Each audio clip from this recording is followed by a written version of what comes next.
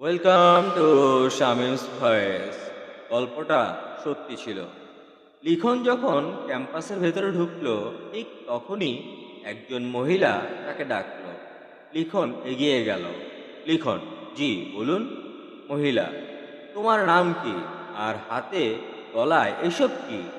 চুল এত বড় কেন? লিখন, আপনি কে যে আপনাকে আমার ব্যাখ্যা দিতে হবে? মহিলা, আমি এই কলেজের টিচার।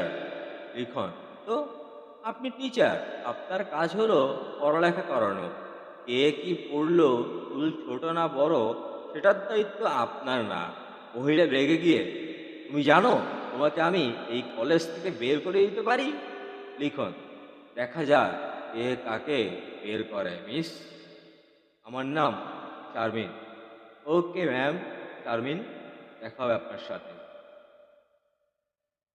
পরবর্তী অংশ বলছি তৃতীয় খণ্ডে ইনশাআল্লাহ।